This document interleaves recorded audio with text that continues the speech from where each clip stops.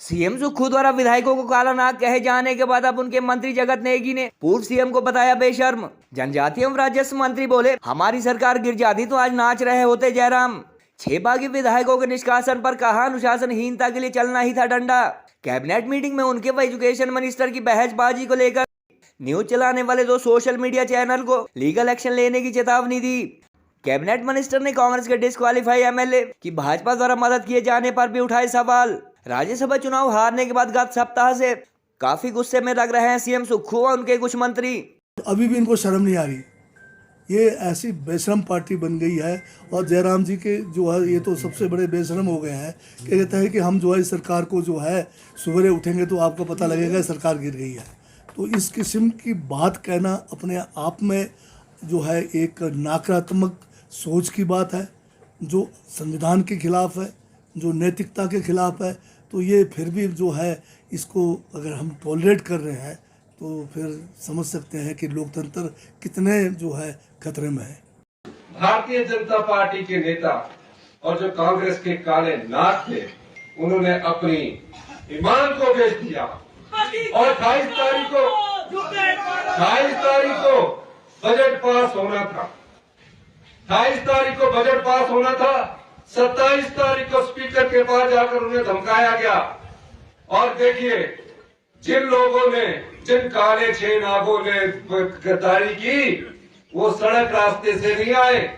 हिमाचल के chief minister Sukhvinder Singh Sukhu द्वारा जहां 4 दिन पहले अपने निष्कासित विधायकों को काला नाग कहा गया था, वहीं आज उनके जनजातीय मामले, राजस्व व बागवानी मंत्री जगत सिंह नेगी ने पूर्व सीएम जयराम ठाकुर को बेशर्म कह दिया।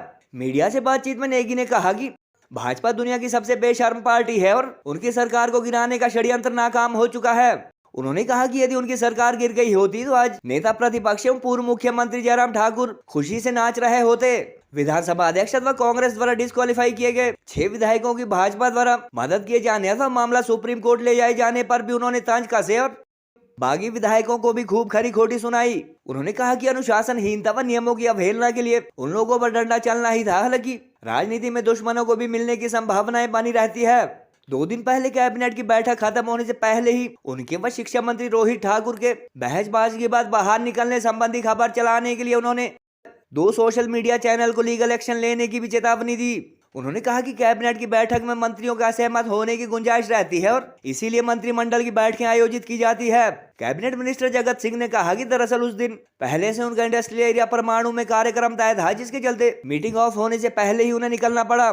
बहरहाल 4 दिन पहले मुख्यमंत्री सुखविंदर सुक्खू द्वारा अपने बागी विधायकों को काला नाग कहा जाना व आज उनके मंत्री द्वारा पूर्व चीफ मिनिस्टर को बेशर्म करार दिया जाना सोशल मीडिया पर चर्चा में है। सीएम और उनके कुछ मंत्रियों के गुस्से में होने का मुख्य कारण गत 27 फरवरी को राज्यसभा चुनाव हारना व इसके बाद विधायकों में बगावत होना बताया जा रहा है।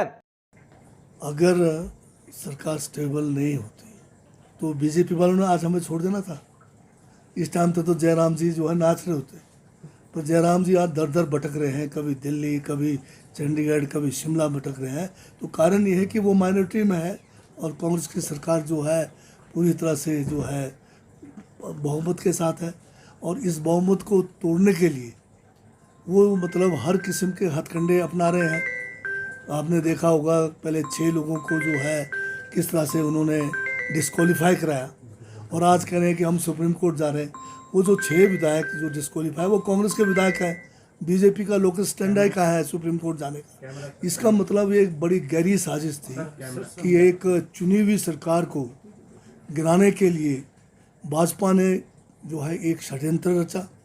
उस षड्यंत्र के तहत जो है सारे ये इस किस्म के जो है कांड हुए और अभी भी इनको शर्म नहीं आ रही।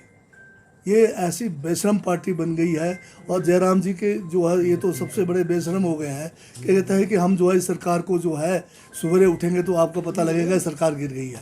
तो इस किस्म की बात कहना अपने आप में जो है एक नकारात्मक सोच की बात है, जो संविधान के खिलाफ है, जो नैतिकता के खिलाफ है। तो ये फिर भी जो है इसको अगर हम टॉलरेट कर रहे हैं तो फिर समझ सकते हैं कि लोकतंत्र कितने जो है खतरे में है।